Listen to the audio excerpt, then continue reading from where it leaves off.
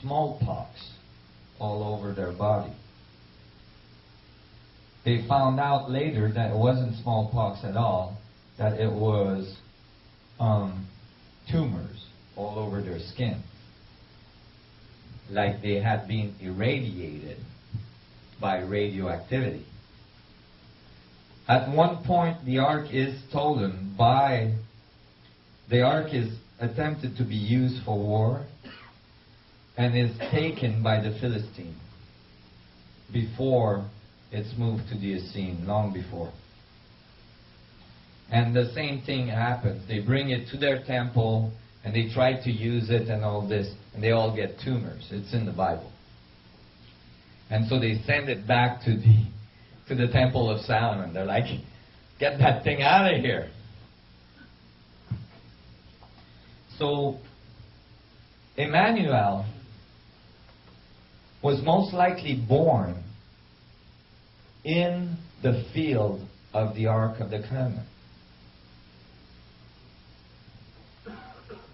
And as a result, he had very advanced DNA structure. In fact, Emmanuel might have got revived by using the Ark of the Covenant and resuscitating him, generating the whole, return of Emmanuel, return of Jesus 3 days later. Well, when I was asked to talk about the Knights Templar. So you guys are seeing this view a little bit more. I'm going to tell you now how it reaches you, how far this goes, and how much the power at B is actually trying to get this power back.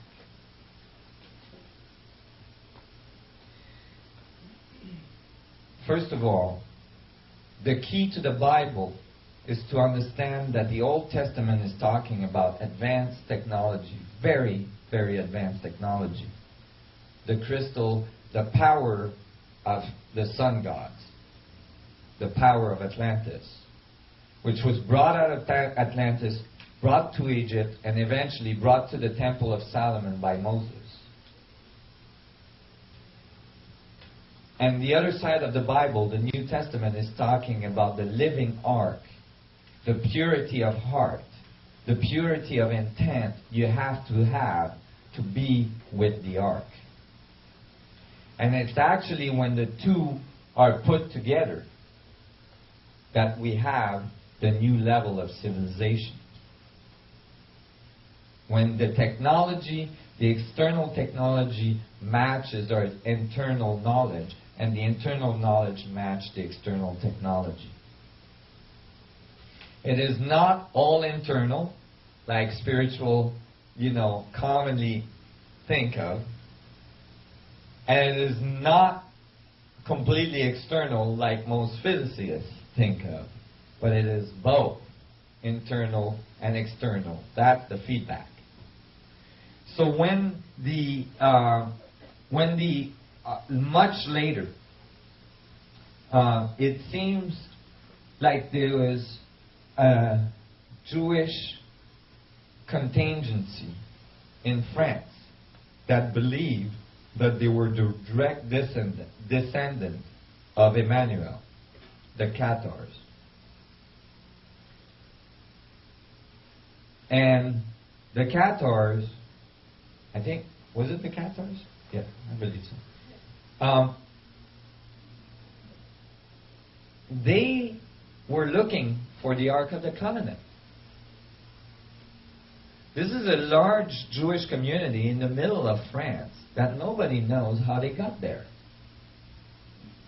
There's a lot of books now being published saying that actually Emmanuel, after his crucifixion and its revival, went through India and into Europe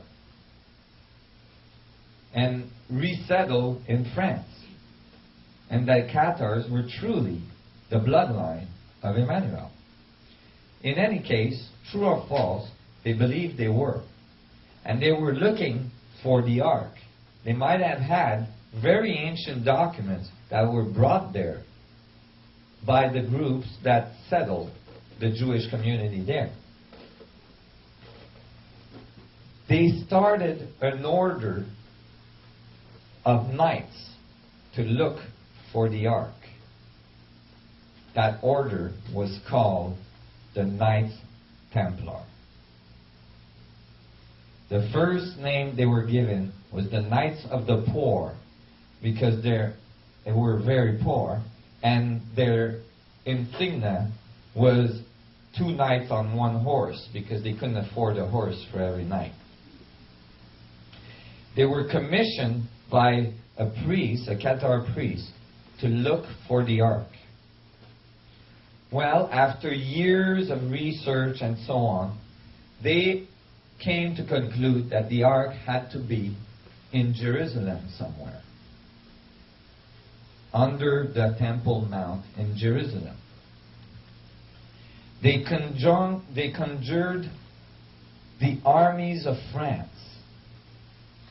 Okay?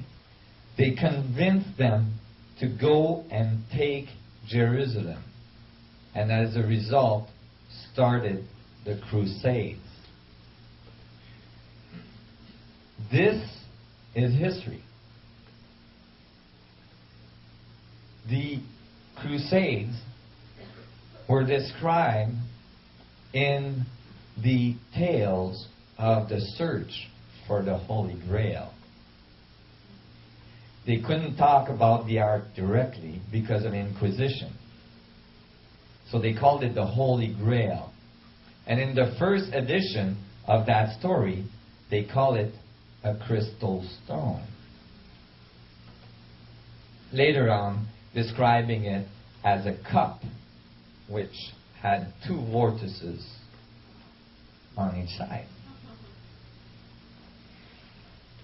And so they went across all the countries they needed to go across to go to Jerusalem.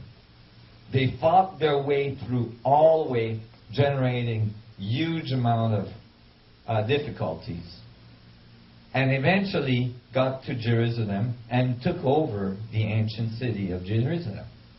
This is historic. They were there and they occupied Jerusalem for many years. For 7 of those years, the Knights Templar themselves settled right beside the Temple Mount in Jerusalem and dug and dug and dug tunnels that are still there today. But because this is Islamic ground today, the temple, the mount, it's the rock of foundation is right under the dome of the rock in Jerusalem, which is Islamic, is under Islamic control. The Islamic population goes there on pilgrimage, turn around the rock where the ark used to be placed inside the Temple of Solomon. They're venerating the exact same thing as the Jewish tradition. And they're all fighting.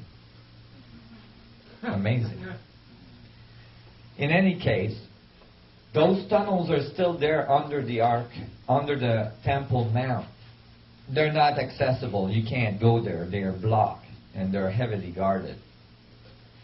In any case, the Knights Templar dug for 7 years and found zilch.